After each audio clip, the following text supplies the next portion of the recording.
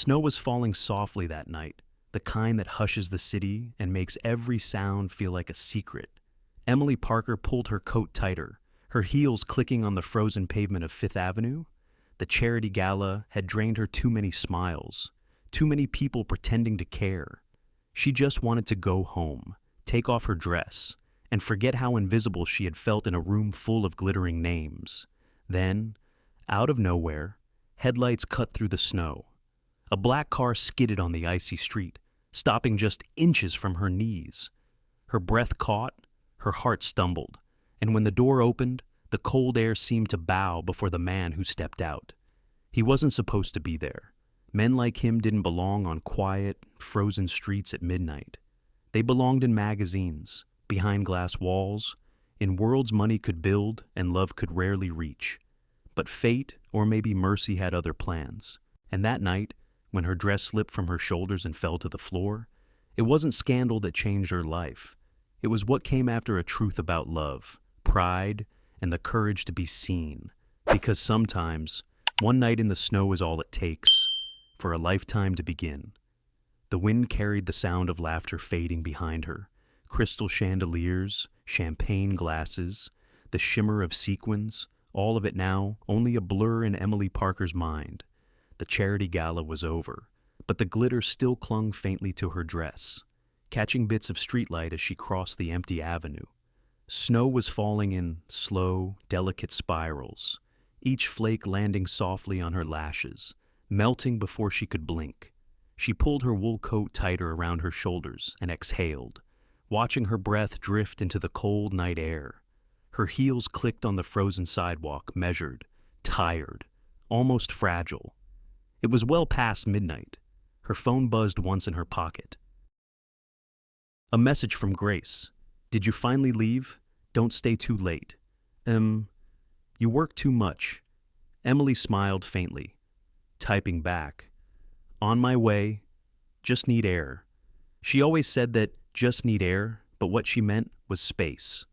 Space to breathe after pretending all night, smiling at donors, nodding at men who looked right through her, listening to people talk about vision and legacy, while she made sure the lights dimmed on cue and the music stayed soft enough to sound expensive.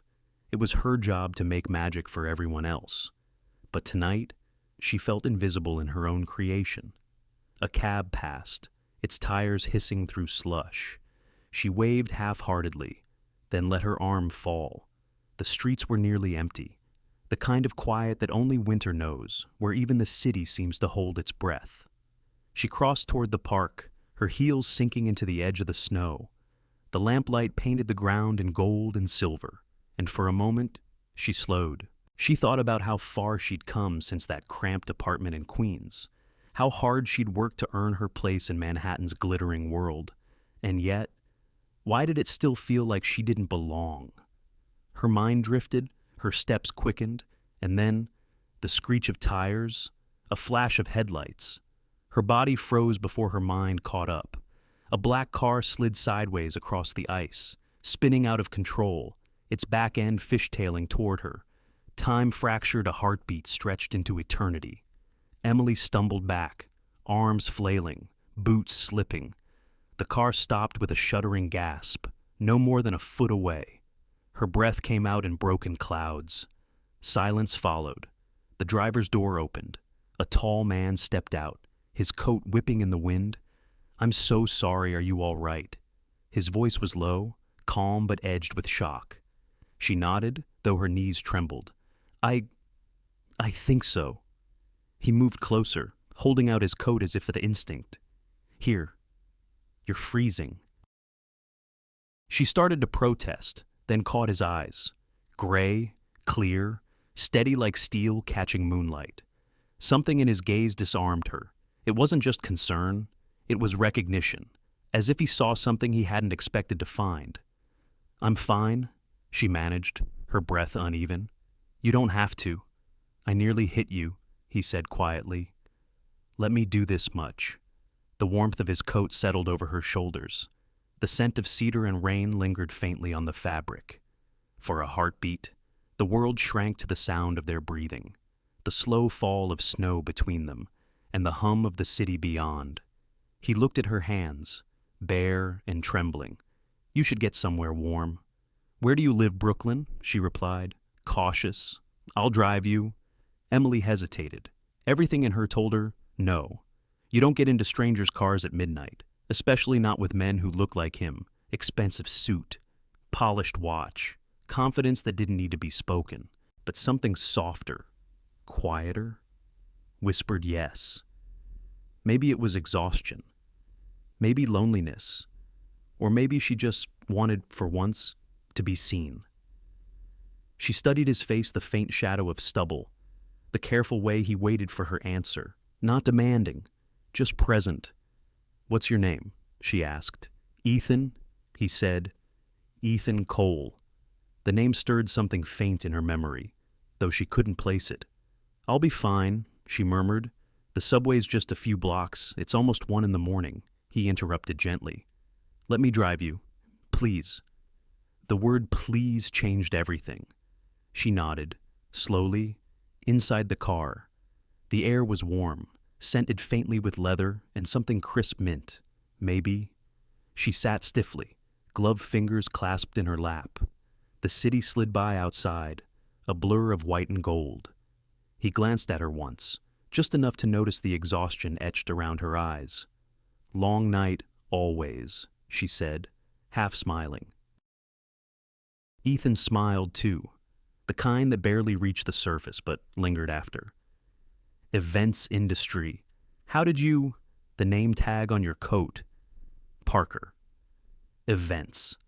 She looked down, embarrassed. "Right. Not very mysterious. Huh, I think it's honest." They drove in silence for a while. The wipers brushed away snow, the soft rhythm filling the quiet between them. Outside, New York looked almost gentle, a city momentarily stripped of its noise and pride. When they reached her street, Ethan pulled to the curb. "Thank you," she said, her voice softer now, "for the ride, and for not actually killing me." He let out a quiet laugh. "I'll take that as progress." She opened the door, stepping into the night again. The cold bit at her cheeks. But she didn't pull the coat tighter. She looked back once. Ethan sat behind the wheel, watching her, not possessive, not curious, just watching, as if memorizing the moment. Their eyes met through the falling snow. For one fragile second, time stilled again. No words, no promises, just two people suspended between what had almost happened and what might begin. Then the light turned green behind him, and the car rolled away, its taillights vanishing into the white. Emily stood there until the sound faded completely. Her heart still raced, but not from fear. She didn't know who Ethan Cole really was. She didn't know that his name would soon fill every headline, or that their paths would intertwine far beyond chance. All she knew was this something had shifted in the quiet of that snowy street, and, though she couldn't explain why, Emily felt the faint, unmistakable certainty that nothing in her life would ever be the same again. Snow still whispered through the air, catching in her hair like silver dust. Emily stood there, her heartbeat still unsteady, watching the man who had nearly changed her life in a blink. Ethan Cole. The sound of his name lingered in her mind like the echo of a piano note that refused to fade. He took a slow step closer, snow crunching softly beneath his polished shoes. His voice came low, almost gentle, as he lifted his coat from his shoulders and draped it around her. You could catch a cold out here. The fabric was warm, heavy, smelling faintly of cedar and something darker like rain on steel. She should have said no, should have handed it back, politely, like any sensible woman walking alone at midnight. But his eyes, those gray eyes, held something steady and unspoken, and it broke the rhythm of her reason. Emily nodded faintly, whispering, "Thank you." Her voice came out smaller than she meant. He studied her for a moment, as if trying to decide who she was beyond the glitter on her dress and the fatigue in her face. "You shouldn't walk alone in this weather," he said. "Where's your car? I don't drive in Manhattan." She forced a little smile. "The city drives me instead." A quiet laugh escaped him, unexpected, real, the kind of laugh that didn't belong to a stranger on an empty street. Then at least let me take you home. The offer hung between them, soft but dangerous. Emily hesitated, the way you do when standing at the edge of something that could either save or shatter you. I appreciate it, she said, but I'll be fine. Really? Ethan tilted his head slightly, the faintest crease forming between his brows. You sure? The sidewalks are pure ice. I'd rather know you made it home safely. Something in the way he said it, not controlling, not demanding, felt more like concern than command. Still, Emily's instinct flared. Men in suits with perfect posture often carried power like armor, and she had learned to keep her distance. But her fingers brushed the fabric of his coat, still warm from his body, and her resolve trembled. Maybe it was exhaustion, or maybe loneliness had a way of whispering louder than logic when the night was quiet enough. All right, she murmured. Just a ride. He opened the passenger door for her, holding it as though it mattered. When she slid into the seat, the world outside became a blur of white and amber light. Inside the car, it was all warmth and silence. For a while, neither spoke. The wipers moved in steady rhythm, clearing snow from the windshield. Emily watched the city glide past storefronts half asleep, streetlights swaying under the weight of ice. Her reflection flickered faintly in the glass, a tired woman with too much glitter and not enough hope. You're quiet, Ethan said, breaking the hush. Sorry, I'm just thinking about what? She hesitated, about how strange it is. You can be surrounded by hundreds of people all night and still feel invisible. He didn't answer right away. Then softly, maybe they were the ones who couldn't see. Emily turned to look at him. His eyes stayed on the road, but his words lingered in the air like warmth from a fading fire. They passed the bridge, the skyline reflecting on the water jewels scattered across the dark. She found herself wondering who he was, what kind of life existed behind that calm voice and expensive coat. There was something about him, stillness. Maybe the kind that came from carrying too much. At a red light, he glanced her way. Do you always work these events? Most of them, she said. I design them, plan them, make sure everyone else shines. And you. What about me? Do you ever stop long enough to shine for yourself? The question caught her off guard. It felt too intimate for two people who'd just met, too close to something she didn't like to admit. I don't have time for that, she said quietly. Someone has to make sure the lights stay on. Ethan nodded, as though he understood more than she said. I know that feeling. His tone changed slightly lower, almost distant. For a moment, she saw a shadow crossing his face, the kind born from long hours and heavy expectations. Maybe they weren't so different, after all. The car turned onto her street. Rows of brownstones lined the block, windows glowing faintly with the kind of warmth that belonged to someone else's life. Here, she said softly. The gray door with the light out front. He parked, shifting into neutral but not cutting the engine. The snow kept falling, catching the glow of the headlights like drifting stars. Thank you, she said again, pulling his coat from her shoulders, folding it carefully across her lap. For the ride and the rescue, he smiled, faint and sincere. For what it's worth, I'm glad I didn't hit you. That made her laugh small, but genuine. She opened the door, feeling the bite of the wind rush back in. Then he said it so softly she almost missed it. Emily. Right. She turned, surprised. How do you... The name tag, he reminded her, a glimmer in his eyes. Good night. Emily. Her breath caught. Good night. Ethan. She stepped out into the snow. The cold hit her skin, sharp and real, grounding her, behind her. The car idled for a moment longer before pulling away, the red glow of its taillights fading down the street. Emily stood on the steps of her apartment, coat in her arms, watching until the night swallowed him whole. The city was silent again. But something inside her wasn't. She closed her door softly, leaning back against it, heartbeat still uneven.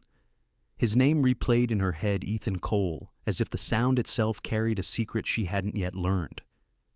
Outside, the snow kept falling. Inside, her dress shimmered faintly in the dim light, a trace of the evening that had already begun to change her. And though she didn't know why, Emily felt it, that quiet certainty that this wasn't the end of their night.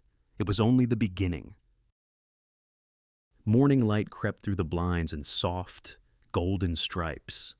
The city outside was already awake, honking horns, the hiss of buses, the faint rattle of pipes in the old building.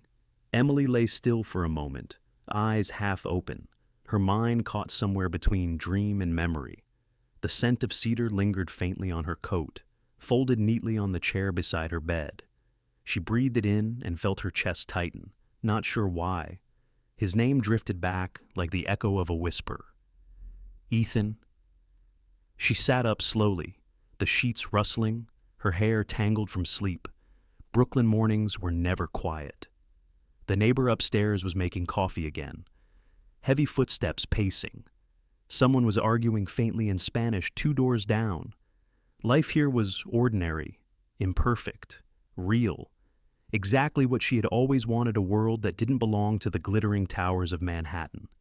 And yet, her thoughts were still trapped on that snow-covered street. Emily brushed her hair back, trying to shake off the memory, but the image returned anyway, the way he'd looked at her, steady and unhurried, like time didn't own him. She had met many men during events, all polished smiles and practiced charm. But there had been something different about Ethan Cole. Something restrained, something she couldn't name. She slipped her feet into slippers and padded toward the tiny kitchen, turning on the kettle. The apartment smelled of toast and cold air. On the counter sat a stack of invoices, a notebook half filled with color palettes and table layouts for her next event. Work was comfort. Structure, predictable. Her phone buzzed with a new message from Grace. Survived the gala. Heard the mayor showed up late again. You okay? Emily smiled faintly, typing back one word, fine. It wasn't a lie, but it wasn't the truth either. The kettle whistled. She poured hot water into her cup, watching the tea swirl, steam rising like breath in winter. Her reflection in the window looked almost like a stranger. The same eyes, but softer now. Maybe it was exhaustion. Maybe something else. She reached for the remote and turned on the TV, more for background noise than interest. A morning talk show host laughed too loudly. Then the screen cut to business news. Words like market volatility and corporate expansion filled the air. She half listened, sipping her tea. Then she froze. There he was. Ethan Cole. The screen showed his photo, a crisp navy suit, that same calm gaze. Now framed by a headline, Cole Industries announces record profits under young CEO. The anchor's voice softened as she spoke his name, describing him as one of the youngest billionaires in the country. Private, brilliant, known for his precision and relentless focus. Emily blinked, lowering the cup slowly. For a moment, she wasn't in her apartment. She was back on that frozen street, snow swirling, headlights cutting through the dark, his coat heavy on her shoulders. A laugh escaped her lips, soft and incredulous. Of course, she murmured to herself. Of course he's a billionaire. It was almost funny. Almost. She set the cup down, shaking her head. The universe had a strange sense of humor. One night, one brief, accidental meeting, and she had let herself imagine something human, ordinary, possible. Now the truth stood there. Broadcast in perfect high definition, they lived in different worlds. He belonged to the skyline. She belonged to the streetlight. Still, she didn't turn off the TV. She watched as he stepped out of a black car, surrounded by reporters, answering questions with composed half smiles. His voice through the microphone was the same, low, even deliberate. The same voice that had told her she might catch a cold. Her heart gave a small, involuntary tremor. She pressed her palms to the edge of the counter, grounding herself. "Stop it. Emily," she whispered. "He's just another client type. Nothing more." The anchor kept talking about mergers, philanthropy, global projects, words that sounded like another language. Emily turned down the volume, letting the images move silently across the screen. Outside, sirens passed, fading into the hum of the morning. She sat by the window, the cup of tea cooling in her hands.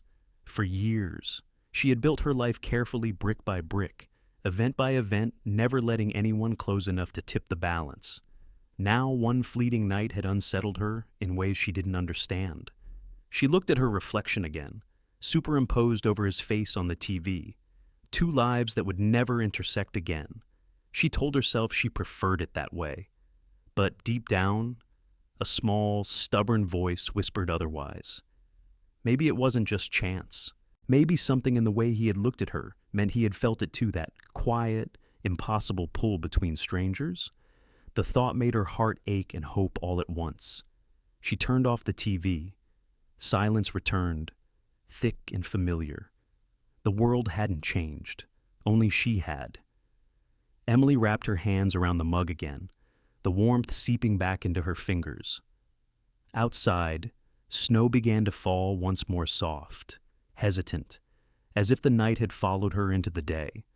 And though she told herself to forget, to focus on work, on invoices, on normal life, she knew it was already too late. Some encounters don't fade with the sunrise. They linger in scent, in sound, in memory, quietly rewriting everything you thought you knew about yourself. Emily exhaled, eyes drifting toward the city skyline, faintly visible through her window. Somewhere out there, behind the glass towers, was the man whose world would never touch hers. Or so she thought. Because fate, as it turned out, was just getting started. The envelope arrived on a Thursday morning, slipped quietly through the mail slot and landing among bills and grocery coupons. Emily didn't notice it at first. She was too busy answering emails, her laptop balanced on the edge of the kitchen table, the soft hum of city traffic seeping through the window. But when she finally saw it, thick ivory paper, a silver wax seal pressed into the back, something in her chest stilled. It wasn't the kind of mail she usually received. It looked like it belonged to another world. She wiped her hands on a dish towel and picked it up carefully. The seal caught the morning light, embossed with a single letter, a sleek, silver C. She hesitated, thumb tracing the edge before sliding it open. Inside, a single card. Heavy cardstock, crisp font. Her name written by hand, Emily Parker. Below it, a message in elegant print. Cole Industries requests your expertise in coordinating the 25th anniversary gala of the company, to be held at the Astoria Grand Hotel. Mr. Ethan Cole personally recommends your services. For a moment, she forgot to breathe. The kettle clicked off behind her, steam curling up into the sunlight. But she didn't move. Her eyes stayed fixed on the words as her heartbeat climbed. Ethan Cole. She read the line again, half expecting it to disappear, but it didn't.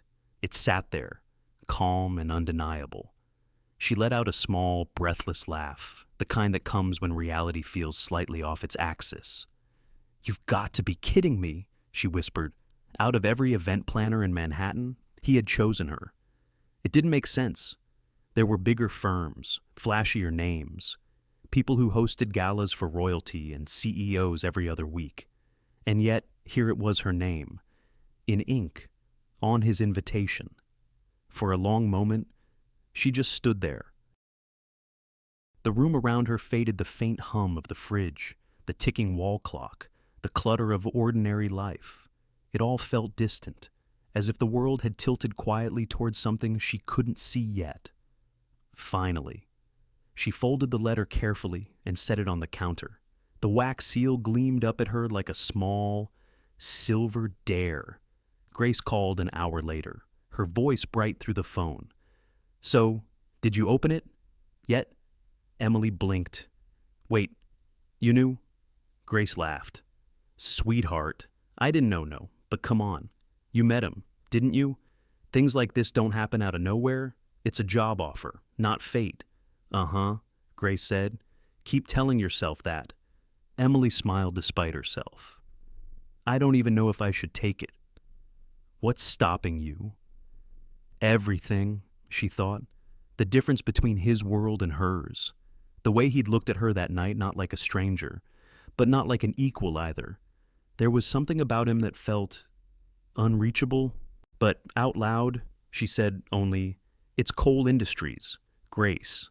I plan weddings, charity dinners, small-scale launches, not billion-dollar corporate anniversaries." Grace snorted. "You plan miracles on tight budgets. That's your brand. And maybe," she added softly, "it's time you stop assuming you don't belong in the rooms you build for other people." Her friend's words lingered long after the call ended. Emily sat by the window, watching flakes of snow start to fall again, the light kind that danced instead of landing. She remembered his voice that night. Quiet, but sure. "Let me drive you." The way he'd looked at her like he was seeing something he hadn't expected. Maybe this wasn't coincidence. Maybe it was an unfinished sentence life had decided to complete. Still, part of her whispered caution. Mixing business and whatever this strange pull was, it was a recipe for heartbreak. But work was work, and work was safe. That afternoon, she wrote back to the address listed on the letterhead, her fingers hesitating only once before pressing send. 2 days later, a call came through. "This is Ms. Parker." "Yes, wonderful." Mr. Cole's office confirmed the selection. He'd like to meet you in person to discuss the vision for the event. Monday, 10 a.m. at the Cole Industries headquarters. Emily thanked the woman, wrote down the details, and hung up. Her hand shook slightly as she placed the phone down. Monday. She stood, walking to her closet, pulling the sliding door open. Her wardrobe was full of black dresses and neutral tones, clothes meant to blend in at other people's parties. None of them looked right for walking into a skyscraper owned by a billionaire who had once wrapped his coat around her shoulders. She chose a navy dress, simple and steady, professional, not pretending. That night, she couldn't sleep. She lay awake listening to the wind outside, her mind looping through the same thought. Why me? By the time dawn came, she'd stopped trying to answer. The morning of the meeting, she left early, stepping out into the bright chill of Manhattan. Her breath clouded in front of her as she crossed the bridge, city lights giving way to the metallic shine of daylight. Cole Industries towered above Madison Avenue, all glass and confidence, reaching for the clouds. As she approached the entrance, her reflection followed her in the doors, a small figure in navy, dwarfed by marble and steel. The receptionist looked up. "Good morning. Name Emily Parker."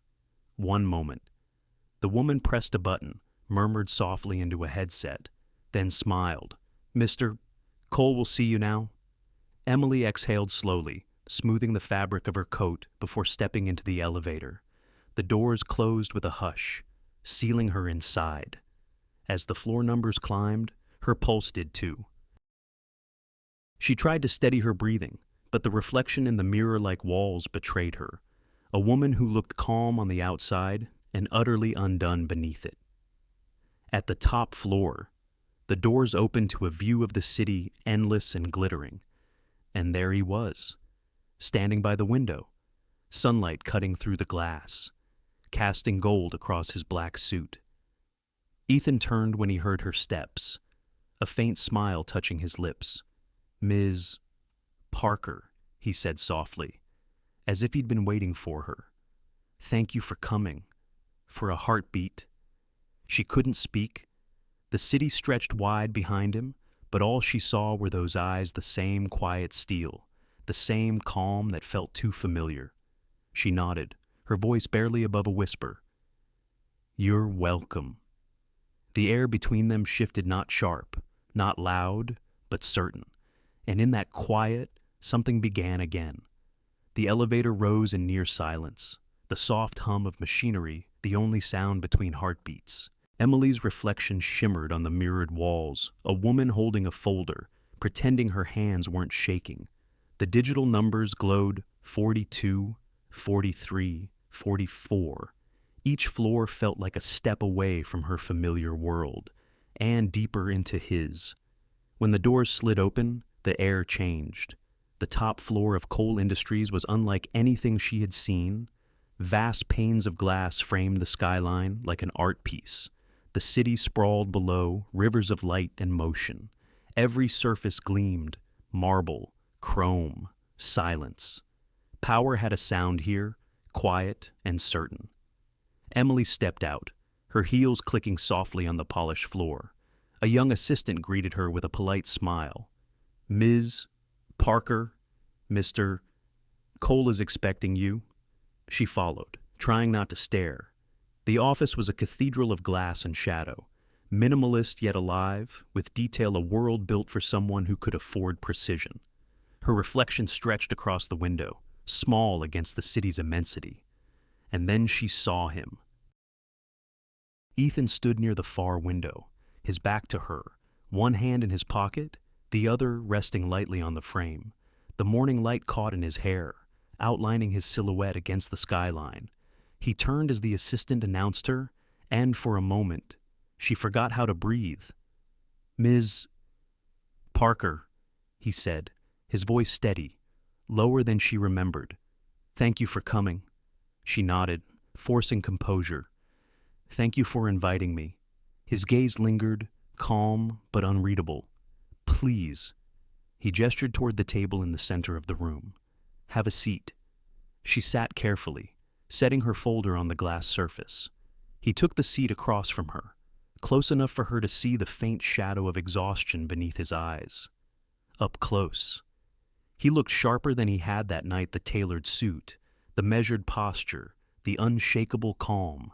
And yet, there was something human there too, something that didn't quite fit the headlines. He spoke first. "We're hosting a gala to celebrate 25 years of the company. It's important not just for the brand, but for the people who built it. I've seen your work, and I believe you understand balance." Emily tilted her head. "Balance," he smiled faintly. "Between spectacle and sincerity, most people focus on the first." His words caught her off guard. He had read her file, probably had a team to vet her background, her portfolio, her reputation. But hearing him say it himself felt different, like he had actually seen her work, not just approved it. "I try to create moments people remember," she said softly. "Not because they're grand, but because they feel real." Ethan's eyes held hers for a second longer than necessary. Exactly.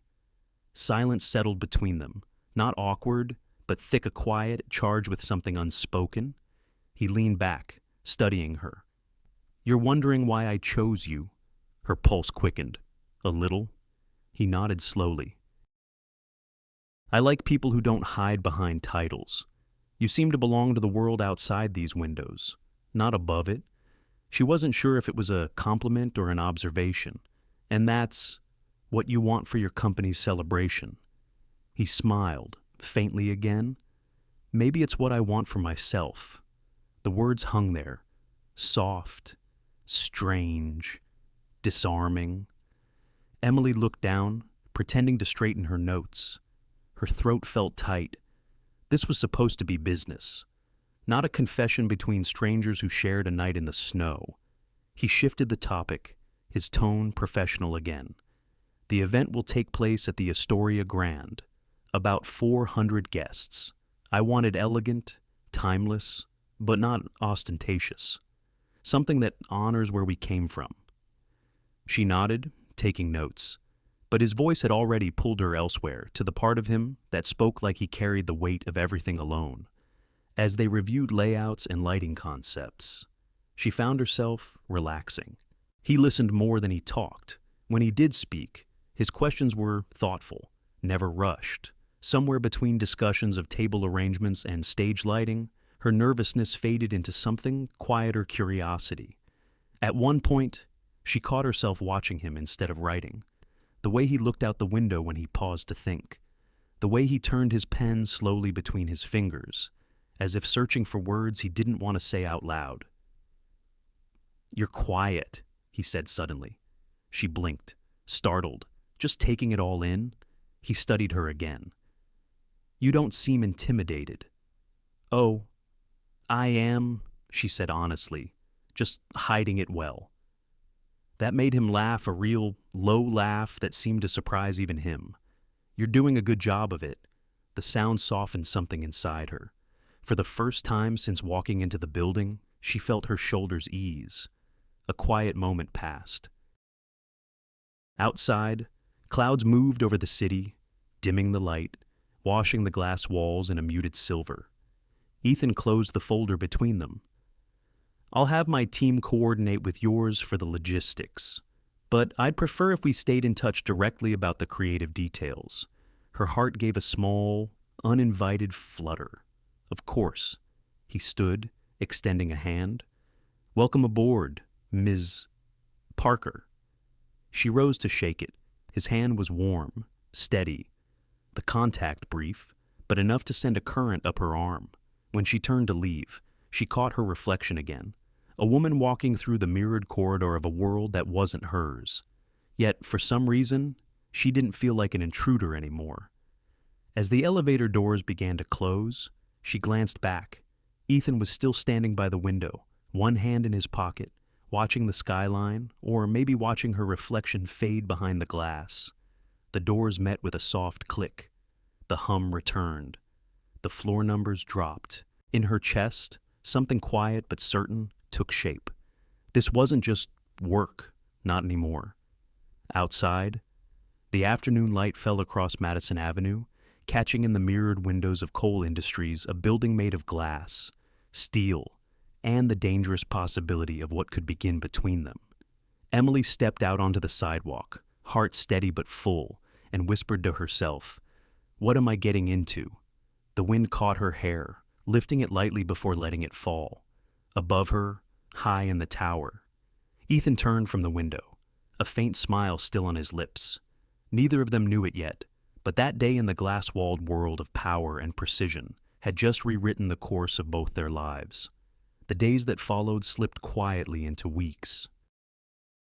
Emily found herself walking through the revolving doors of Cole Industries more often than she cared to admit, each time greeted by the cool air, the quiet hum of success, and the steady rhythm of work that seemed to pulse through the glass walls. What had started as a job, one project among many, was becoming something else. Something she couldn't name yet. They met almost every morning, sometimes in the conference room, bathed in sunlight, sometimes standing by the floor-to-ceiling windows, papers spread out between them. Ethan always arrived before her, his jacket folded neatly on the back of a chair, coffee already cooling beside him. He never made her feel rushed. He never filled silence just to fill it. He listened, really listened, as though every idea she had mattered, and that, perhaps, was what disarmed her most. He wasn't what she expected. She'd pictured arrogance, the kind that comes easily to men who build empires. But instead there was restraint, precision, a quiet thoughtfulness that made her uneasy in the best way. Some mornings, he'd ask about her weekend, about Brooklyn, about her favorite cafes. Not small talk, but genuine curiosity. "Do you still take the subway to work?" he asked once. "Every day." She replied, "Keeps me humble." He smiled, the kind that touched his eyes. "Maybe I should try that sometime." She had laughed softly. "You'd last 10 minutes. Tops." They both knew he wouldn't. And yet, for a moment, the distance between their worlds seemed to blur. When they worked, time had a way of slipping through the cracks. She'd look up from a sketch and realize an hour had passed. He'd lean over her shoulder to study the details: lighting placement, table flow, the architecture of beauty, and she'd catch the faint scent of his cologne, clean and subtle, too close, yet not close enough. One afternoon, the sky over Manhattan turned the color of pewter. They were finalizing the stage layout, standing side by side at the long table, plans spread out in front of them. Her fingers brushed his as they both reached for the same marker, just a graze, brief and unintentional, but the world seemed to pause. The sound of the rain softened against the glass. The hum of the city dimmed, and for a heartbeat, all she could hear was the quiet echo of her own pulse. He didn't move, neither did she. Then, gently, Ethan pulled his hand back, clearing his throat. "Sorry." Her voice barely found its way out. "It's fine." But it wasn't fine. It was everything. The rest of the afternoon passed in silence. They spoke only of logistics, avoiding each other's eyes. And yet, something invisible had shifted the way air changes before a storm. Later that week, during a meeting with the design team, Emily caught Ethan watching her from across the room. Not in the way men sometimes look, but as though he were studying a painting he couldn't quite interpret. She looked away first. Her heart was too loud. That night, back in her apartment, she tried to lose herself in work, but every time she closed her eyes, she saw the reflection of the city lights in his gaze. She hated how easily he had found a place in her thoughts, how he made her forget the lines she'd drawn for herself long ago, the ones that kept life simple, safe, predictable, and still. When morning came, she found herself looking forward to seeing him again. Some days he was distant, quiet, his phone lighting up with messages he never mentioned. Other days, he was unexpectedly open, telling her about the first office he had ever rented, a small space above a diner where the heat barely worked. She liked him most in those moments, unguarded, imperfect, real. Once, she caught him staring out the window. The city stretched endless below. "You ever get tired of it?" she asked softly. "Of what? This..." She gestured to the skyline. Power. Noise. The need to keep winning. He smiled without turning. Every day. She wanted to ask him why he didn't stop, but the question hung unspoken between them. Some truths were too heavy to touch. As the gala approached, their meetings grew longer. Late evenings blurred into early nights. She'd pack up her notes, tell herself to leave, but he'd ask one more question, one more opinion, and she'd stay. Always a few minutes more than she should. Sometimes, when the office emptied and only the sound of the city remained below, they'd stand by the window, side by side, without speaking. The lights shimmered like constellations, and the world felt both infinite and unbearably small. In those moments, Emily realized something she didn't want to admit, that maybe this wasn't just about admiration or curiosity. Maybe what she felt was the slow, dangerous warmth of wanting. One evening, after a long discussion about floral arrangements and stage lighting, she gathered her notes and said softly, "You know, you don't have to be here every night. I can handle the details." Ethan looked up from his laptop, eyes steady. "I know, but I want to be..." She froze, caught between understanding and denial. There was no smile this time. Just honesty, quiet, simple, undeniable. For a moment, the air between them felt fragile, like glass under pressure. Emily turned away, pretending to zip her bag. "Well, then I guess we'll finish faster." He chuckled softly. Maybe. When she finally left, the elevator felt too small, too bright. Her reflection stared back a woman standing on the edge of something she hadn't meant to start. Outside, the city air was cold, smelling faintly of rain. She pulled her coat tighter, her steps echoing down Madison Avenue. Above her, lights still glowed in the upper floors of Coal Industries. She didn't look back, but she could feel it, the pull, quiet and magnetic, drawing her towards something both beautiful and impossible. That night, as she lay in bed, her hand brushed the place on her palm where his had touched hers. It was such a small thing, barely a second, yet it lingered like a secret no one else would ever know. And deep down, she understood whatever line she thought existed between them. It had already begun to blur. Outside, the city hummed softly, unaware. But in one glass tower and one small Brooklyn apartment, two hearts beat to the same rhythm, both pretending they didn't. It started with small things. A message that came late one night, long after their last meeting, when the city had gone quiet and her thoughts refused to sleep. "You still awake?" Emily stared at the screen, a faint smile tugging at her lips. She typed back before she could talk herself out of it, trying not to be. From there, the pattern began slowly, gently, like a thread being pulled in secret. Meetings turned into calls. Calls turned into messages that came long past midnight. It wasn't about work anymore. It hadn't been for a while. They talked about everything and nothing, childhood memories, the smell of summer rain, the strange way loneliness could follow you, even into a room full of people. Ethan told her about growing up in a house where success was the only language spoken, where silence was mistaken for strength. She told him about her mother, who worked double shifts at a diner so Emily could study design, about the nights she stayed up sketching wedding tables on scraps of napkin. Sometimes his replies came quickly. Other times, they arrived after long pauses, as if he'd needed to build the courage to write them. "You know what I miss most?" he wrote once. "The feeling of being ordinary." She stared at those words for a long time. Ordinary. A word he carried like a wish. "Maybe that's why you like building beautiful things," she typed back, "because they remind you of what's real." He didn't respond right away. Then, "Maybe that's why I like talking to you." Her heart stumbled, soft and unsure. The next day, at the office, they pretended nothing had changed. They reviewed budgets, floor plans, timelines, their voices steady, polite. But beneath every word, the echo of those messages hummed like a quiet current. When she passed him a folder, his fingers brushed hers. This time, neither of them pulled away. That night, she couldn't sleep. The city outside pulsed faintly in orange light. The hum of cars below, a rhythm that matched her thoughts. She turned over, reaching for her phone without thinking. A new message glowed on the screen. "Still awake." She smiled. "Yes. Can I ask you something?" "You just did?" He sent a small emoji, a smile.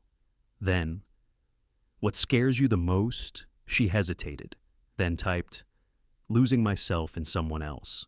Minutes passed before his reply appeared. "That's fair." Then another line. "I'm afraid of never finding someone worth the risk." Emily put the phone down for a moment, her chest tight. She didn't want to admit how much his words reached her. Outside, wind brushed against her window, the kind that sounds almost like a sigh. She picked the phone back up, her fingers trembling slightly. "Maybe the fear means we care," she wrote. He replied almost instantly. "Maybe, or maybe it just means we're already too far in." She stared at that sentence until the screen dimmed. Days blurred. Messages filled the hours between their meetings. Some were short, small exchanges that made her smile while she worked.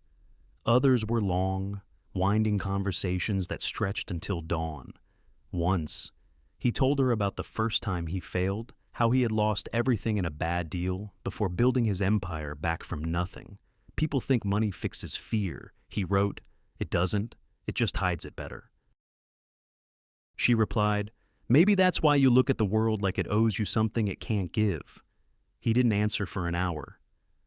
Then, "You see more than most." Grace noticed the change before Emily admitted it to herself. They met at a cafe one Saturday, the air warm with coffee and chatter. Grace leaned across the table, her eyes narrowing in that way only old friends could. "You're glowing," she said. "Don't deny it." Emily laughed, stirring her drink. "It's just work." Grace raised a brow. "Work doesn't text you at 1 a, sweetheart." Emily tried to hide her smile, but failed. "It's complicated." "It always is," Grace said gently. "But you know what this looks like, right?" Emily didn't answer. She looked down at her cup, tracing the rim with her fingertip. "I don't know what it is yet." Grace's tone softened. "You're falling." Em, just make sure he's falling too. That night, her phone buzzed again. I can't sleep. Ethan wrote. She hesitated, typing back. Maybe you need to stop working so much. It's not work, he replied. It's you. Her breath caught. She stared at the screen, feeling her heartbeat in her throat. Words didn't come easily, not when they mattered. Finally, she wrote, Ethan, I don't know what this is. Neither do I, he said, but I can't stop thinking about you. She closed her eyes, her fingers hovering above the keyboard. Part of her wanted to believe it. The other part, the one that had spent years building walls around her heart, wanted to run. She typed, I'm scared. There was a pause. Then, his answer. Me too. The simplicity of it broke something open inside her. Because it wasn't a promise, or a confession. It was the truth. Two people standing at the edge of something unknown, both too human to step back. She lay awake long after that, the city humming quietly below. The screen dimmed, but the glow lingered, a soft light that refused to fade. And as the night stretched on, Emily realized that fear and longing often come dressed in the same breath. Somewhere, across the miles of steel and glass that divided them, another phone blinked with the same quiet light. Neither of them slept. The night glittered like it had been made of gold and glass. The Astoria Grand shimmered under chandeliers the size of constellations, every corner blooming with light and laughter. Strings played softly in the background, mingling with the low hum of conversation and the occasional burst of champagne laughter. For everyone else, it was celebration. For Emily, it was survival. She stood near the back of the ballroom, clipboard in hand, earpiece in place, her smile perfectly measured. The gala was everything she had designed it to be: elegant, graceful, effortless. Every candle flickered in sync. Every flower opened exactly on cue. But inside, her pulse was chaos, because somewhere in that ocean of polished faces and glittering gowns, she could feel him. Ethan Cole. She didn't have to look. She knew the air changed when he entered.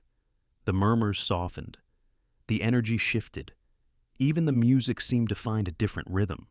And when she finally dared to glance across the room, there he was, tall, composed, black tuxedo fitting him like it had been crafted from silence itself. For weeks, they had lived in the delicate space between business and something dangerously close to love. Texts that turned into truths, glances that said more than words ever could. But tonight, they weren't alone in quiet rooms or late-night messages. Tonight, they were surrounded by hundreds of eyes.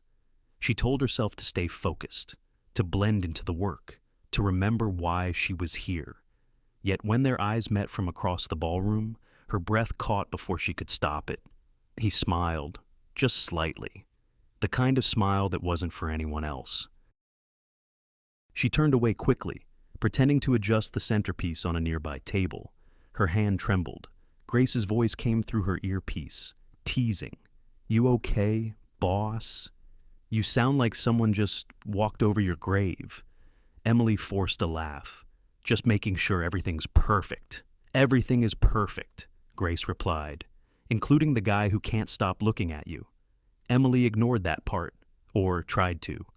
Hours passed like slow, glittering waves. The speeches began, full of gratitude and vision. The applause echoed through the room, polite and well-timed. Ethan stood on stage, speaking with the quiet authority she'd seen in him so many times. But tonight, his voice carried something softer underneath something human. He thanked his team, his mentors, the people who had believed in the dream. And then, unexpectedly, his gaze drifted toward where she stood in the corner. His words slowed for just a breath, a pause so small no one else would notice. But she did. After the final toast, the band began to play. A slow waltz filled the air, melancholy and tender, the kind that belonged to moments that didn't last. Guests began to pair off, laughter turning to low murmurs. Emily stepped back toward the edge of the room, ready to disappear into her work again. But then she saw him moving through the crowd, unhurried, deliberate. Every step made her heart beat louder. He stopped in front of her. For a moment, neither of them spoke. Then, softly, just loud enough for her to hear, he said, "One dance. Just one." Her throat tightened. "Ethan, I'm working, I know." His eyes searched hers, steady and kind. "But for tonight, can you just be here?" Her heart stuttered. She wanted to say no, to stay safe behind her clipboard, her professionalism, her carefully built walls. But his hand was already reaching out, palm open, quiet and certain. She placed her hand in his. The world fell away. He led her to the center of the floor, as if the music had been waiting for them. She felt the weight of his hand at the small of her back, the warmth of his touch steady through the thin fabric of her dress. When he drew her closer, everything else, every camera, every whisper melted into the blur of light. The waltz carried them through space and silence. She could hear his breathing, feel the rhythm of his heartbeat where their bodies almost touched. "You did this," he murmured. "You made tonight beautiful." Her voice trembled. "It's your celebration?" "No," he said softly. "It's ours." Her chest tightened. It wasn't what he said, it was the way he said it. Like the word ours was a truth he hadn't meant to let slip. She looked up at him, and the rest of the world vanished. The chandeliers blurred, the music slowed. There was only his face, close enough to feel the warmth of his breath, close enough that one wrong move could rewrite everything. When the final note faded, they didn't step apart right away. Time lingered, unwilling to move. Then applause rose around them, shattering the spell. Emily took a small step back, her hand slipping from his. "We shouldn't," she began, but the words died before they formed. Ethan's eyes softened. "You're right." But neither of them moved. For a heartbeat, they stood in the glow of chandeliers and camera flashes. Two people pretending the night hadn't just changed everything. Finally. She drew a quiet breath and whispered, "Thank you for the dance." He smiled faintly. "No, thank you." She turned before she could say something she'd regret. The scent of his cologne followed her cedar and rain and memory. From across the room, she could feel his gaze one last time, steady and silent. And though she smiled and spoke to guests, checked lights and fixed small details, her mind stayed on that moment, his hand on her back, the way the music felt like it belonged to them. Outside the tall windows, the city glittered in the cold night, unaware, and somewhere deep inside her, Emily knew whatever line they had crossed tonight, there would be no going back. Morning light crept across her sheets like a quiet secret. Emily stirred, her body heavy with the kind of tiredness that doesn't come from work, but from feeling too much. The city outside was already awake, horns, footsteps, the faint rumble of the subway below. But inside her apartment, the world still felt suspended in that last note of music, the echo of a waltz that refused to fade. Her dress lay draped across the chair, a soft shimmer in the pale light. The heels she'd kicked off the moment she got home waited by the door, faint traces of glitter still clinging to the floor. And in her chest, a memory replayed itself, slow and tender. His hand, his voice, the way the world had disappeared around them. She reached for her phone without thinking, thumb brushing across the screen. One new message. Ethan Cole. Her heart stumbled before her mind caught up. She opened it. "You left without saying goodbye." A small, shaky breath escaped her. The words were simple, almost casual, but she could hear him saying them. That calm, steady tone, threaded with something unspoken. She typed a reply, erased it, typed again, stared at the blinking cursor until it felt like a heartbeat. What was there to say that she'd run because she was scared? That when the music stopped, she didn't trust herself to still walk away? that she didn't know how to exist in a world where the man who held her in front of hundreds could also be the man who made her forget everything she believed about boundaries. Finally, she wrote, "It was late," then paused, deleted it. The phone buzzed again. Another message. It didn't feel over. Her throat tightened. She closed her eyes, sinking deeper into the pillow. He was right. It hadn't. All night, she had tried to drown the memory in noise washing her face, taking off her makeup, folding her dress. But when she lay down, it was his hand she still felt at her waist, the slow spin of the dance floor, the quiet between them that had said everything words couldn't. Now, reading his message, she could almost hear the faint trace of longing underneath the control. She typed, "It can't be what you think." For a moment, nothing. Then, "What do I think?" She hesitated. Her fingers hovered, that it meant something. His reply came slower this time. It did. She set the phone down, heart pounding against the quiet. Outside, snow had started to fall again, light, drifting flakes that spun lazily through the air. She watched them through the window, feeling the familiar ache of something beautiful she couldn't hold. Grace called, mid-morning, her voice bright and teasing. "Well, survived your big night. The photos are all over the news. That room looked like heaven." Emily smiled faintly, curling the blanket around her. "It went well." "Went well," Grace laughed. "That's it. Come on. You've been planning this for months. You should sound at least a little proud." "I am," she said softly. Grace paused. "You sound different. I'm just tired." A beat of silence. "Is it him?" Emily's breath caught. "Who?" "The man whose eyes followed you all night."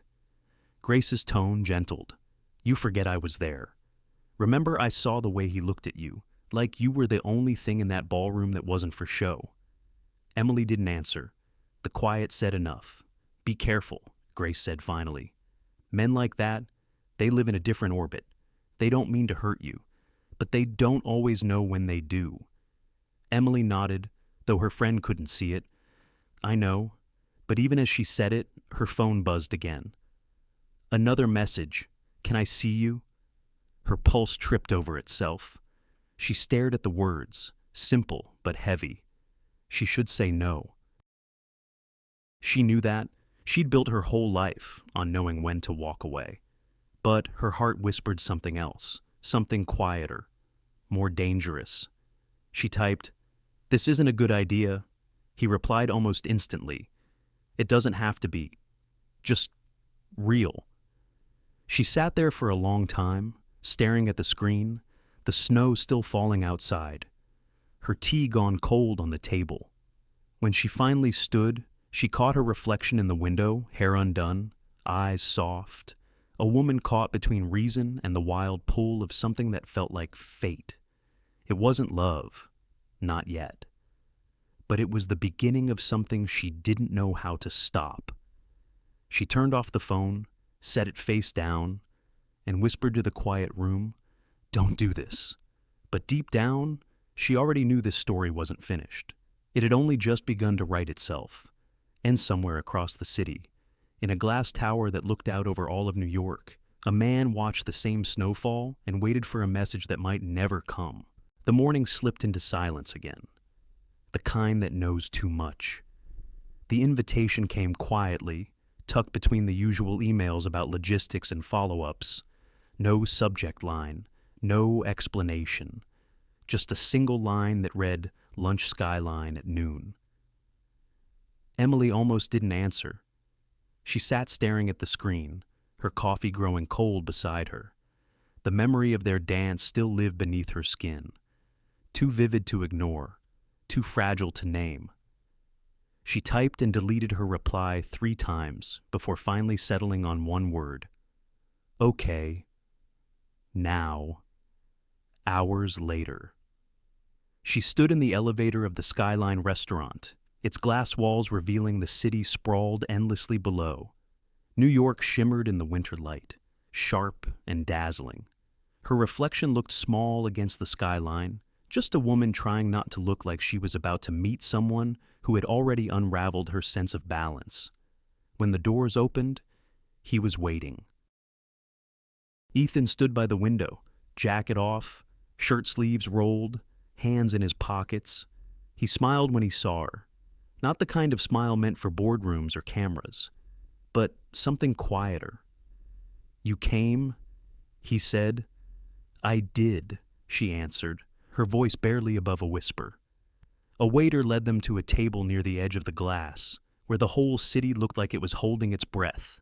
Plates gleamed under soft light. Everything felt distant, like a dream she wasn't sure she wanted to wake from.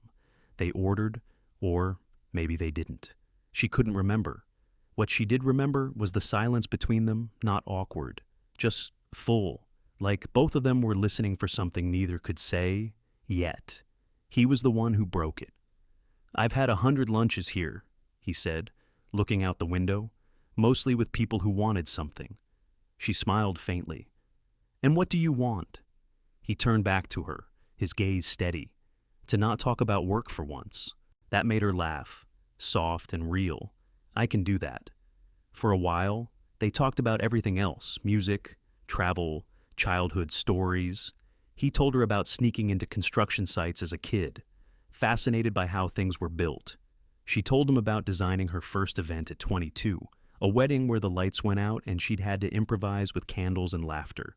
When she spoke, he listened the way people rarely do fully, without the next sentence already forming behind his eyes. It disarmed her. Then, somewhere between the salad and the main course, he said quietly, "Do you ever get tired of pretending?" The question hung there, weightless but heavy. She looked down at her plate.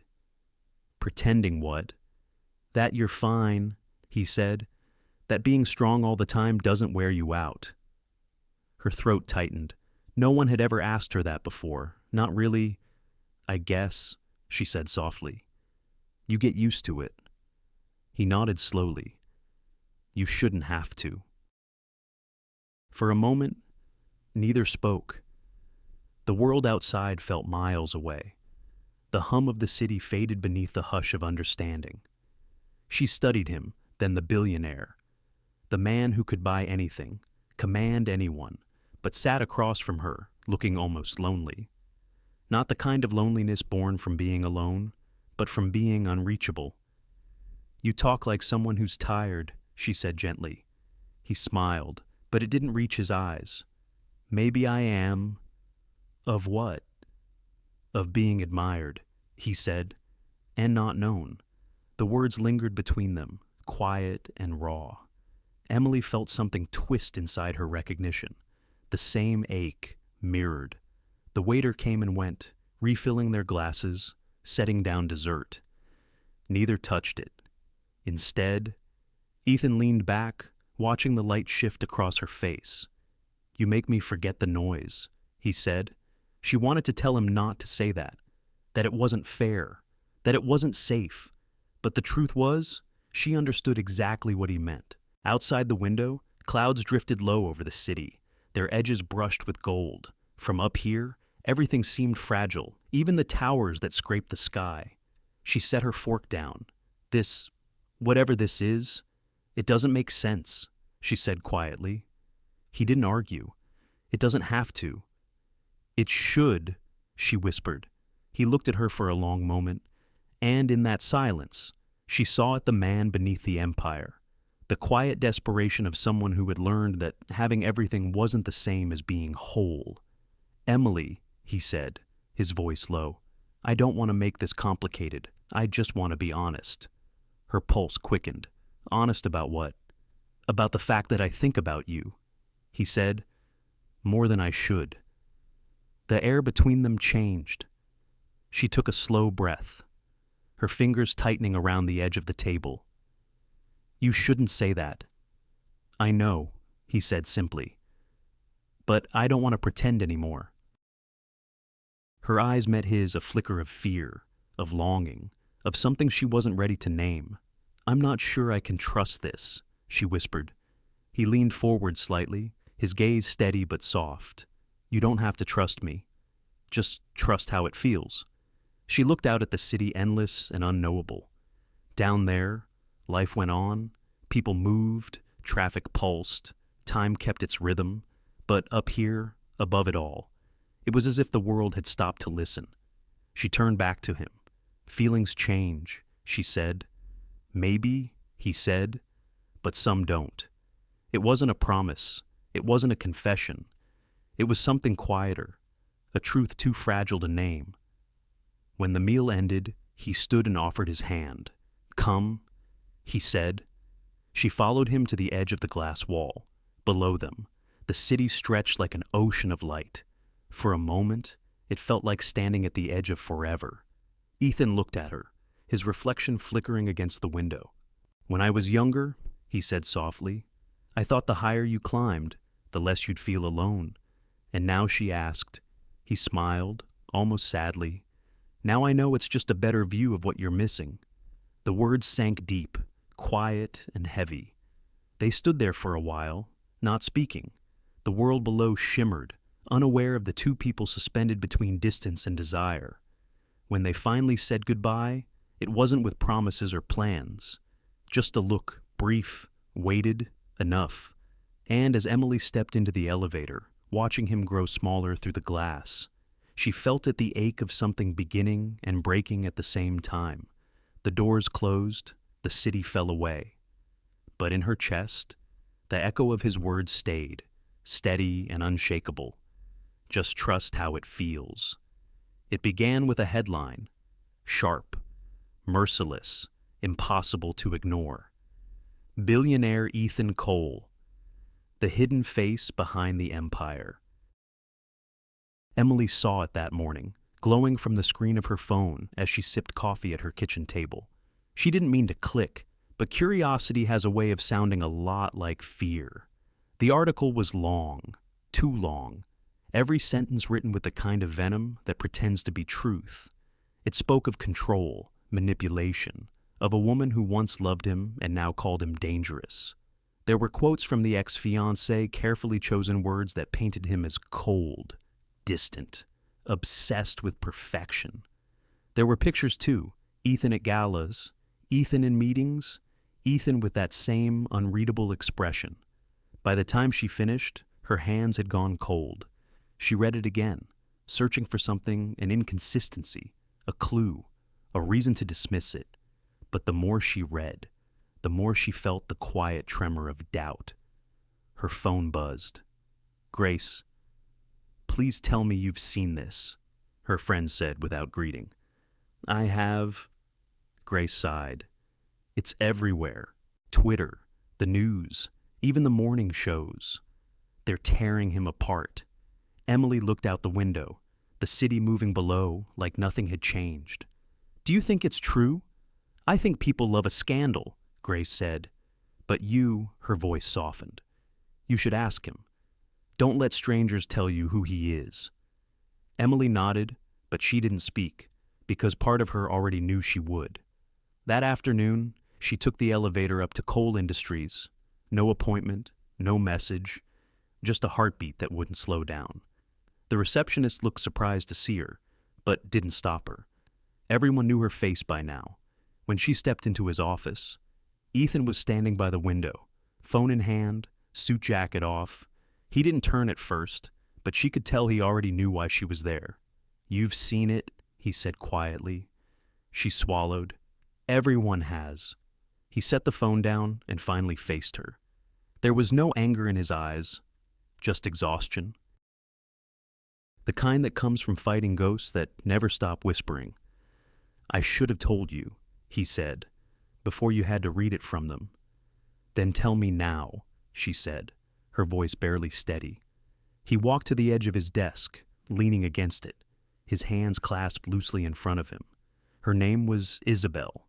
We were engaged 3 years ago. We built a company together before this one. She was brilliant, driven, but we wanted different things. I wanted control. She wanted freedom, and I didn't know how to give her that back then. Emily listened, her chest tight. "She said you tried to control her?" Ethan nodded slowly. Maybe I did. Not the way they wrote it, but I won't pretend I was innocent. I pushed too hard. I didn't know how to love someone without trying to fix everything around them. When she left, I let her go. But the press needed a story. She gave them one. Silence filled the room, heavy, unsteady. Why didn't you deny it? Emily asked softly. He looked up, meeting her eyes. Because denying it would have meant talking about it. Keeping quiet was the only way to protect her, even if it meant letting people believe I was the villain. Her heart ached at that, because it sounded both noble and unbearably lonely. She wanted to believe him. She almost did. But the doubt lingered, a small, cruel voice whispering, "What if it's true? What if he's only showing you the version he wants you to see?" He took a step closer. "Emily," he said quietly, "I'm not asking you to excuse my past. I just don't want it to decide what you think of me now." She looked up at him, eyes glassy. "That's not easy." "I know," he said, "but I'd rather you doubt me to my face than believe them behind my back." His honesty cut deeper than any defense could. Emily turned away, staring out the window. The city stretched below, vast and indifferent. "You really think people can change?" she asked. He was quiet for a long time. Then he said, "I think people can learn what they should have known sooner." When she faced him again, there was something in his eyes, something that made her want to step closer, even when logic told her to walk away. She took a small breath. "You didn't ask me to trust you." "No," he said softly. "I asked you to decide for yourself." The quiet that followed felt like the edge of something in understanding, fragile and unspoken. He walked her to the elevator. They didn't touch, didn't say goodbye. But as the doors slid closed between them, she saw the faintest hint of regret on his face, and it stayed with her all the way down. Outside, the air felt colder than it should have. That night, she sat alone on her couch, scrolling through the article again. The words no longer screamed. They just whispered ghosts of someone else's story. She thought of the way he'd looked at her, not defensive, not rehearsed, just human. Grace texted again. "Grace, so what do you believe?" Emily stared at the message for a long time before replying. "I don't know yet," but as she set the phone down, she felt it a pull in her chest that wasn't just curiosity anymore. It was something deeper, something that frightened her, because it was the beginning of trust. And sometimes, she thought, trust begins not when you're certain, but when you choose to stay. Even in doubt, the city outside glowed faintly in the dark, like it was listening. The rain came without warning that night, heavy, relentless. It beat against the windows like 1,000 small confessions, blurring the city into streaks of light and shadow. Emily sat curled on the couch, a blanket around her shoulders, the TV humming softly in the background. She wasn't watching it. Her thoughts were somewhere else, caught between what she wanted to forget and what she couldn't. It had been days since she'd seen Ethan. Weeks, maybe. Time had blurred since that conversation about the past, the one that left her both closer to him and further away. She told herself distance was safer, that she needed space to breathe, to think. But every quiet night like this, when the rain pressed close against the glass, she found herself remembering his voice, the way he said her name like it was something sacred. A sudden knock startled her. 3 quick, uneven taps against the door. She froze. For a moment, she thought she'd imagined it. But then it came again, louder this time. Urgent. Emily stood, her heart pounding. She hesitated before opening the door, fingers trembling against the handle, and there he was, Ethan Cole, soaked through to the bone, rain dripping from his hair onto the floor, his breath uneven as if he'd run the whole way. His shirt clung to him, dark with water, his tie half undone. His eyes, those steady, impossible eyes, were filled with something raw. "Ethan," she whispered, "what are you doing here?" He swallowed hard, rainwater tracing down his jaw. I tried to stay away, he said, voice low and shaking. I really did. She stepped back slightly, the air between them charged and heavy. You shouldn't be here. I know, he said, but I had to see you. Lightning flashed behind him, white and sharp, filling the small hallway with fleeting light. For a heartbeat, he looked like someone she didn't recognize, a man stripped of every layer of control. I've tried to forget you, he said, his voice breaking just slightly. God knows I've tried, but I can't. Every night, it's you. Every quiet moment, it's you. The words hit her like thunder. She wanted to look away, to protect herself from the force of them, but she couldn't. Ethan, she began, but her voice trembled too much to continue. He took a small step forward, stopping just inside the door. I'm not asking for anything, not forgiveness, not promises. I just needed you to know that no matter what's happened, no matter what people say, his breath caught, you're the one thing that feels real. Rain dripped from his hair onto the floor, forming small pools at his feet. The storm outside howled, but inside, the silence was almost unbearable. Emily felt something rise in her chest, fear, longing, confusion, all tangled into one. You can't just show up like this, she said softly. You can't just... I know, he said again, stepping closer. But I couldn't stay away. I thought I could bury it. That maybe if I worked more, kept busy, it would fade, but it doesn't. It never does. She stared at him, every wall she'd built trembling beneath the weight of his words. You're making this harder. I'm telling you the truth, he said simply. Her breath came uneven.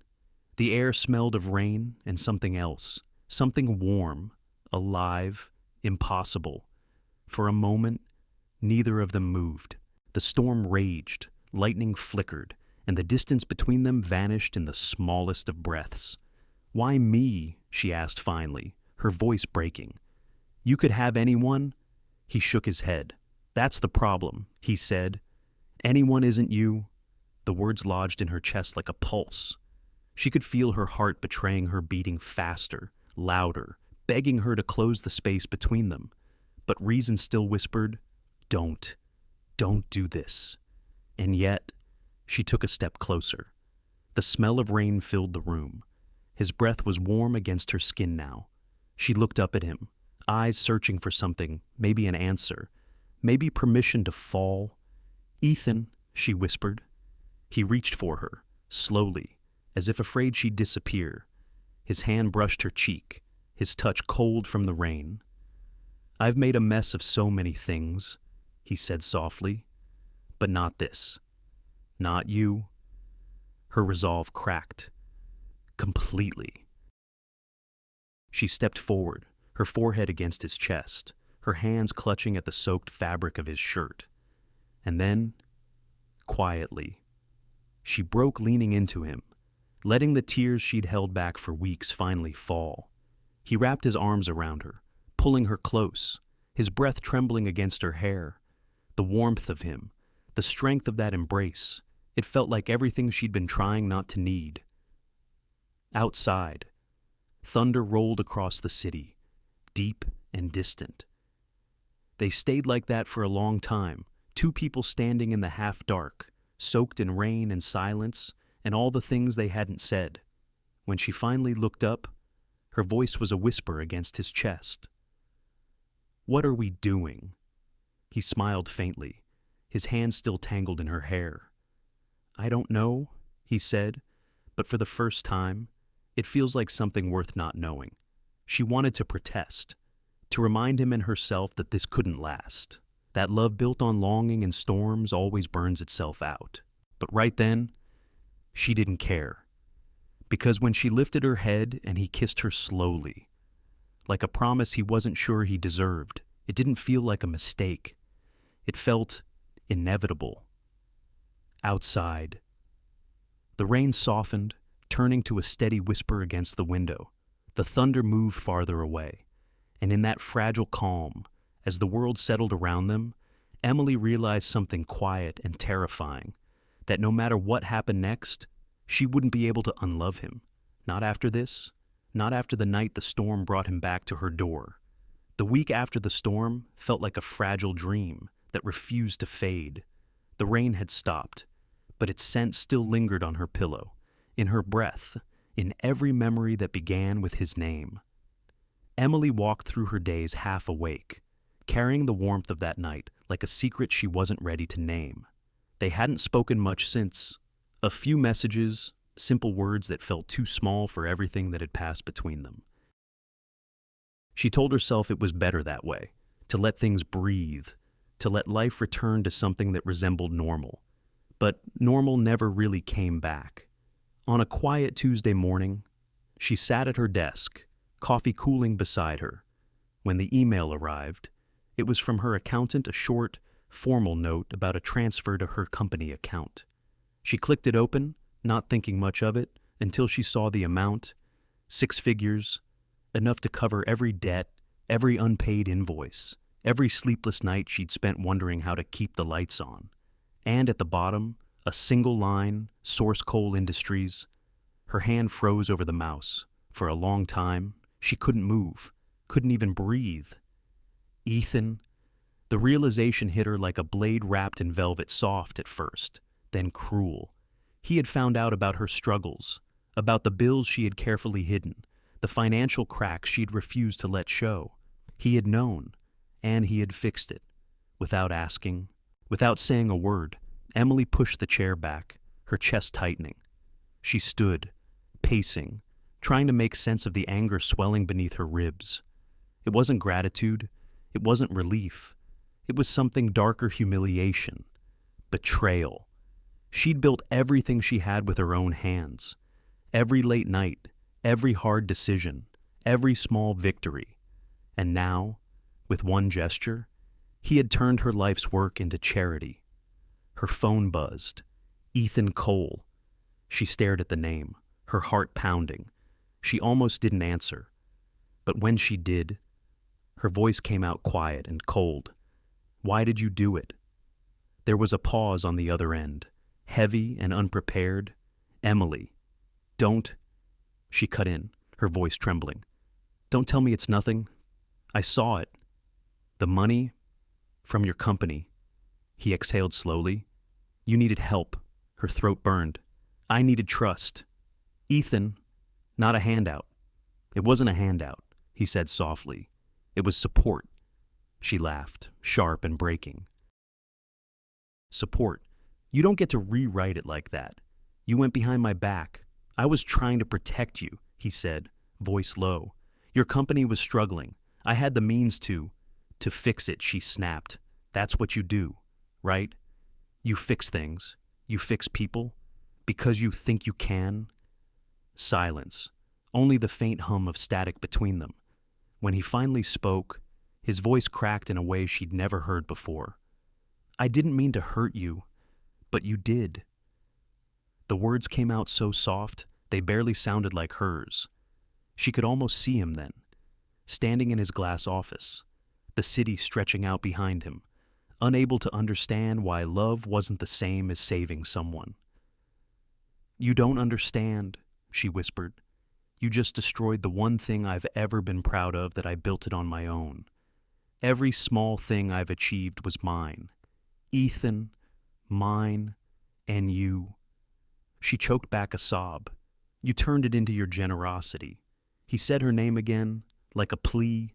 Emily. She shook her head, tears blurring her vision. I can't do this. Not like this. Please, I can't. She hung up before she could hear what came next. The silence that followed was unbearable. Her body moved before her thoughts did. She grabbed her coat, her bag, her keys. Minutes later, she was standing in the lobby of Coal Industries, heart racing, hair damp from the mist outside.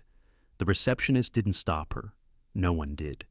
They all seemed to know she belonged there, and maybe, in some way, that made it worse. When the elevator doors opened, Ethan was already waiting, as if he'd known she would come. He took one step toward her. Emily. She lifted a hand, her voice shaking. Don't. He stopped. The room felt too big. too bright. "You don't get to decide what I need," she said, her voice breaking between anger and grief. "You don't get to play savior because it makes you feel better." He flinched at that, just slightly. "I thought we were equals," she continued. "But now, I see maybe we never were." "That's not true," he said quietly. "Then why did you do it?" she asked. "Why couldn't you just let me stand on my own?" He searched her face, and for once, the man who always had an answer seemed lost. "Because watching you struggle and doing nothing felt worse than being misunderstood." Her eyes filled again. "Then maybe you should have trusted me enough to choose for myself." The silence that followed was the kind that leaves bruises. Finally, she took a step back. "You think this is love," she whispered, "but love doesn't take away someone's dignity, just to make them feel safe." He opened his mouth, but no words came, only the sound of rain starting again against the glass. Emily turned toward the elevator. Each step felt heavier than the last. She didn't look back. The doors closed with a quiet hiss, cutting him off from view. Inside the small metal box, her reflection trembled, eyes red, lips pressed tight. She whispered to no one, "He'll never understand." Outside, thunder rolled again, low and distant. And in the office above, Ethan stood alone, staring at the empty space where she'd been. For the first time in years, the silence felt like punishment, not because she had left, but because he finally realized what he'd broken was never her company. It was her trust. Winter came again, softer this time, like the city was tired of its own storms. Snow gathered quietly on rooftops, on cars, on the shoulders of people hurrying through their separate lives. Somewhere in the rhythm of it all, Emily Parker was doing what she did best, creating beauty out of chaos. Her name had begun to appear in magazines now, the visionary behind New York's most elegant events, the woman who redefined modern design. She smiled at the headlines when she saw them, out of politeness, not pride. Her company had grown. Her calendar was full. Her team adored her. From the outside, it looked like everything she had ever wanted. But some nights, when the applause faded and the guests went home, she would sit alone at her desk and feel an ache that success couldn't quiet. It wasn't loneliness exactly. It was absence, the quiet space left behind by someone she had once let in too deeply. She didn't keep photos of him, not one. But sometimes, when she looked out at the skyline from her Brooklyn office, she could still see his tower of glass and steel in the distance. Coal industries, cold, perfect, untouchable. There were rumors about him, new ventures, bigger mergers, another magazine cover. He was still everywhere, and nowhere at the same time. A man who had conquered the world, but somehow lost the thing that made it worth owning. Once, at a charity gala, months later, someone mentioned his name beside her at the table. "Ethan Cole," a woman laughed. "That man's a mystery. They say he hasn't been seen with anyone in almost a year." Emily lifted her glass, pretending not to listen. The crystal rim trembled slightly against her lip. She told herself it didn't matter, that their story had ended exactly where it needed to. But the truth, the kind that hides under the ribs and breathes in quiet moments, whispered otherwise. She still thought of him. Not every day, but often enough. Enough to wonder if he ever thought of her too. Across the city, high above Madison Avenue, Ethan Cole sat alone in his office long after everyone had gone home. The lights of New York stretched beneath him, endless, dazzling, meaningless.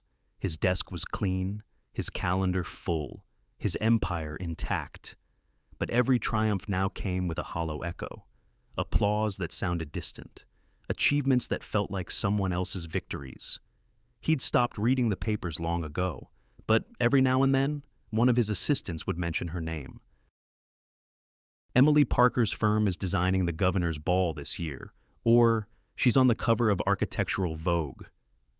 Each time, he'd nod politely, pretending it didn't pierce. He had told himself she'd be better without him. that she needed her independence, her pride. He had tried to convince himself that stepping back was love in its truest form, the kind that gives rather than takes. But that was a lie he couldn't live inside for long, because no matter how high he built his walls, no matter how far he traveled, he couldn't escape the quiet truth he missed her. Not her smile, or her voice, or even her touch. He missed the stillness she brought, the way she made him feel like he could stop fighting the world for just one breath. Tonight. As snow drifted past the window, he found himself standing at the same spot where she'd once walked away near the elevator, her eyes red, her voice shaking. He could still hear it. Love doesn't take away someone's dignity just to make them feel safe. He'd replayed that moment 1,000 times, and every time, he found another layer of truth in it. Sometimes he wondered if she knew how much those words had changed him. He'd learned to step back, to let things breathe, to listen. He'd even started working less, something his board never thought possible. But the more he slowed down, the more he realized how empty his world had been all along. He still carried her letter, not that she had written one, but the small note she once left on his desk, months before everything fell apart. It only said, "Some things can't be fixed. They can only be understood." He kept it folded inside his wallet, creased and fading, like a compass that pointed not north, but toward regret. In her own world, Emily had learned to smile again, to laugh, to live. But happiness, she discovered, wasn't always loud. It could be quiet, steady, sometimes even lonely.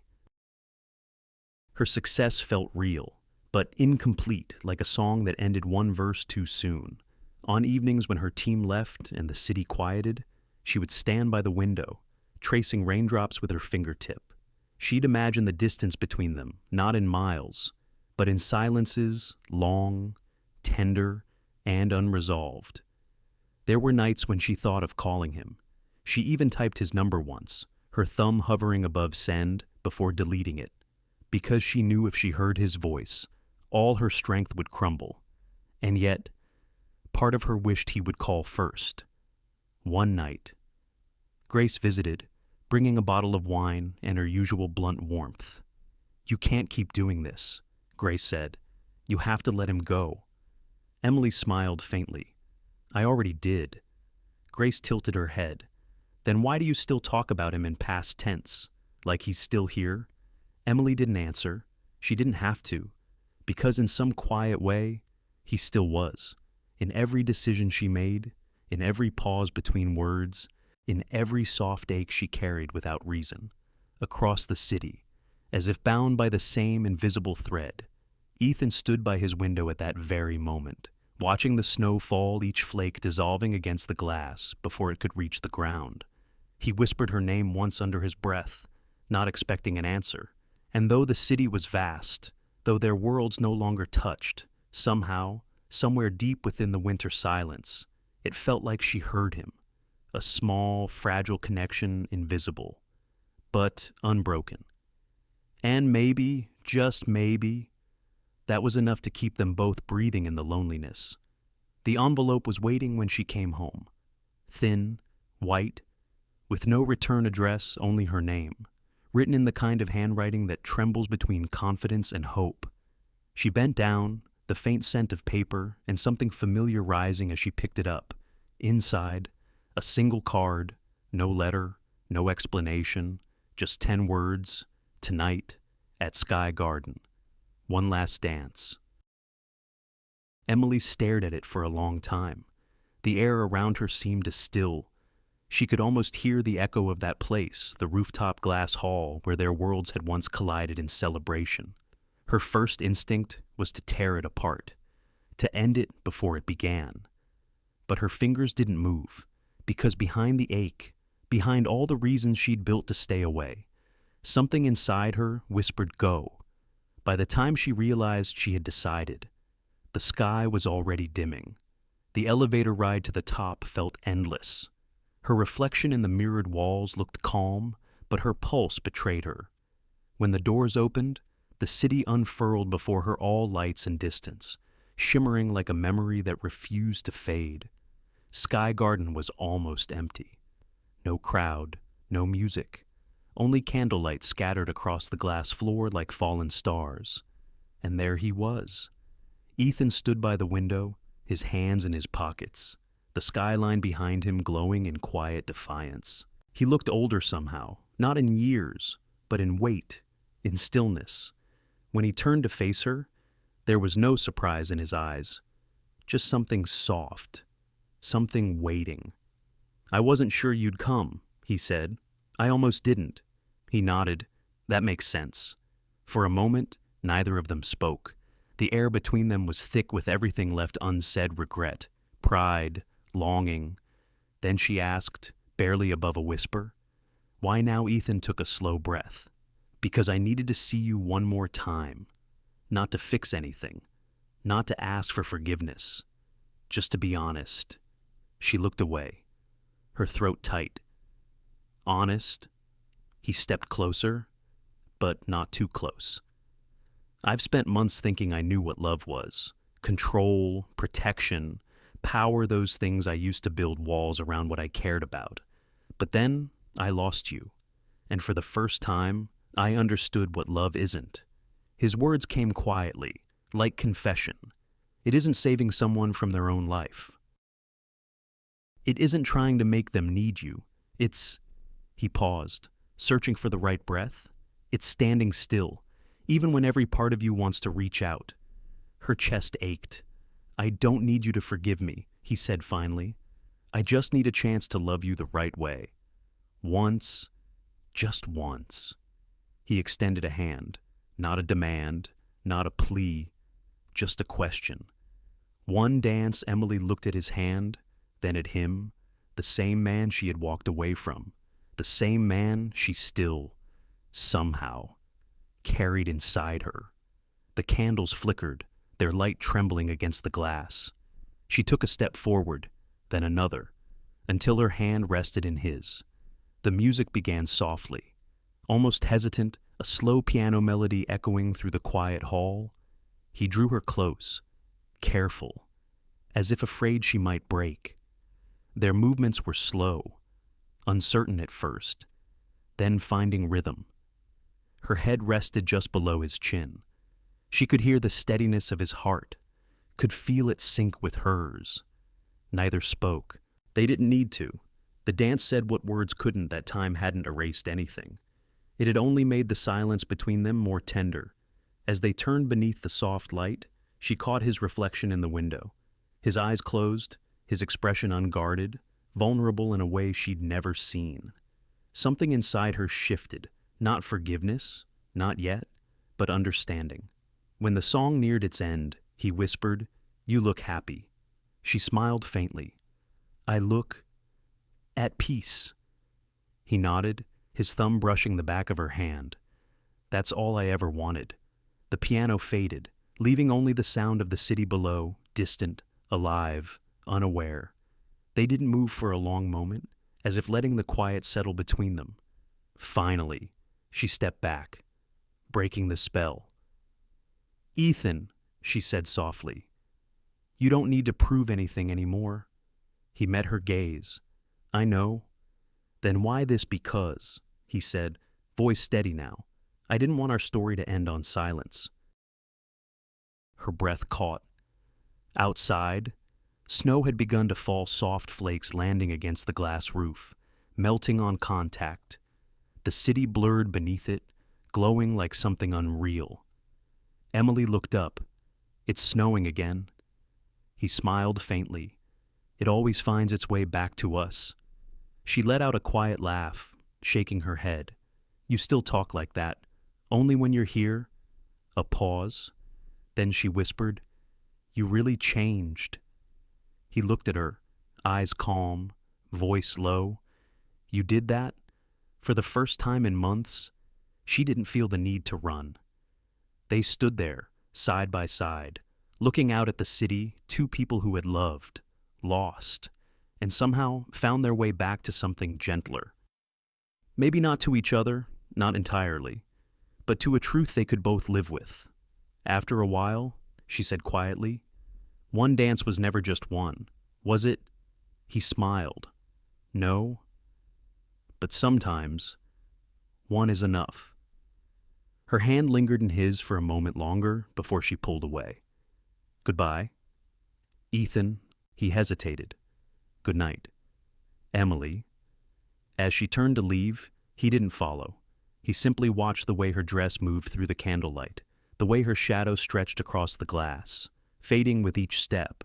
When the elevator doors closed behind her, he closed his eyes, and for the first time in years, the silence didn't feel like punishment. It felt like peace. Outside, the snow kept falling soft, steady, endless, and somewhere in that quiet, two hearts, though apart, found a way to beat without breaking. The music had faded, but its echo lingered soft, like a heartbeat that refused to let go. They sat side by side on the marble ledge, the glass behind them trembling faintly with the wind outside. Below, New York shimmered alive, glittering, endless. Snow drifted through the air, catching the city's golden light before disappearing into quiet. Emily leaned her head against the cold window, her reflection overlapping with the skyline. Her voice, when it came, was calm, almost weightless. I need to be free, she said, but I also want to learn how to trust again. Ethan turned to her, his eyes steady, not demanding, just listening. He reached out, his hand resting lightly over hers, not to hold, but to let her feel his warmth. And I want to learn how to love, he said, without trying to control what I can't. For a moment, they didn't move. The world outside had quieted, as if listening. The snow began to slow, flakes drifting lazily before the air stilled completely. The storm was over. Only stillness remained gentle, forgiving, fragile in its peace. Emily's breath fogged the glass. She traced a small circle with her fingertip, watching it fade, then smiled a quiet, private smile, the kind that comes after too many tears. He noticed, and something in his chest loosened. For the first time in months, she wasn't distant. She was here real, unguarded, alive in the silence between them. Outside, the lights of the city looked softer now, less like fire, more like hope. She turned to him, and in her eyes, he saw no accusation, no blame, just understanding, the kind that doesn't erase the past, but makes peace with it. You know, she whispered, we spent so long trying to be right for each other. Maybe we just needed to be honest. Ethan nodded. Honest is harder. Yeah, she said softly, but it lasts longer. They both smiled, tired, tender, a little broken, but whole in a way they hadn't been before. For a long time, they sat there, saying nothing more. Words had done their part. Silence carried the rest. The candles burned low, their flames flickering in rhythm with the pulse of the city below. When they finally stood, it wasn't dramatic, no grand farewell, no lingering tears. Just two people who had walked through the fire of misunderstanding and come out the other side softer, quieter, braver. Ethan opened the door. The cold air met them, crisp and clean. The snow had stopped, leaving the streets below brushed in silver light. They stepped out together, not as lovers bound by promise, but as souls learning to meet again on their own terms, at their own pace. Under the soft glow of the street lamps, she looked up at him. So, she said gently, what happens now? He smiled the kind of smile that doesn't seek an answer. Whatever we're ready for. A breeze lifted her hair, carrying the faint scent of snow and city lights. She closed her eyes, feeling it brush against her skin. For the first time in a long time, she didn't feel heavy. She didn't feel afraid. When she opened her eyes, Ethan was watching her not like someone holding on, but like someone letting be. And in that space between them, the space where pride once stood, something tender bloomed again. Not the rush of old passion, but something steadier, a promise to begin, even without guarantees. He reached forward, slowly, his hand finding hers. their fingers intertwined, not in claim, but in quiet recognition. Then, without a word, he leaned closer just enough for his lips to brush hers, a kiss as soft as snowfall, the kind that didn't ask for forever, just now. When they pulled apart, she exhaled a small laugh, surprised by how gentle it felt. They walked together, their footsteps muffled on the snow-dusted pavement. The city moved around them, cars, lights, laughter all distant, yet comforting. Every few blocks, she glanced up at the night sky, as if searching for something, maybe an answer, maybe just peace. And when she finally spoke, her voice carried the quiet truth of someone who had finally come home to herself. "It's strange," she said. "After everything, I don't feel like it's ending." He looked at her. "It isn't." She smiled. "No, it's just beginning." They stopped at the corner where the streetlights split one way back to her world, one way to his. She turned toward him, her coat brushing his sleeve. "Good night, Ethan. Good night, Emily." They stood there for a heartbeat longer, then stepped into their separate directions. But this time, there was no sadness in the parting. Only calm, only trust. As Emily walked away, the city stretched open before her, wide and glowing, like a promise she hadn't dared to believe in until now. She looked back once, just once, and saw him still standing there, watching, not waiting, just there. Then she turned toward the light, her breath clouding the cold air, her steps steady. Above the city, the last flakes of snow dissolved into the night, and somewhere between the quiet and the dawn, something in both of them, pride, fear, regret, finally melted away. What remained was simple. Not forever, not perfect, just a beginning. Sometimes love doesn't arrive to complete us. It arrives to teach us. Emily and Ethan's story reminds us that even the deepest affection can falter when pride or fear stands in the way. Love that controls, fixes, or saves isn't love at all. It's possession disguised as care. True love, the kind that lasts quietly, gives space for another soul to breathe and become. As we grow older, we begin to understand that forgiveness isn't about forgetting, and endings aren't always failures. Sometimes, they are the beginning of gentler ways of loving, ways built on trust, humility, and the courage to see each other clearly. Emily found freedom not by walking away, but by learning to stay whole within love. Ethan found redemption not through grand gestures, but through letting go. Maybe that's the lesson for all of us, to stop trying to fix what's broken in others, and instead learn how to stand beside them with grace, not control, with understanding, not fear. Because in the end, the greatest act of love is not holding on, but allowing both hearts to grow in their own light. Thank you, dear listeners, for sharing this quiet journey with us tonight. If Emily and Ethan's story touched your heart even just a little, please take a moment to like, share, and subscribe to our channel. Your support helps us keep bringing these warm, soul-stirring stories to life. We believe that every story has the power to heal, to remind us of love, kindness, and second chances. So, stay with us for more tales that speak softly, yet stay with you long after the last word fades. Until next time, thank you for listening and for keeping your heart open.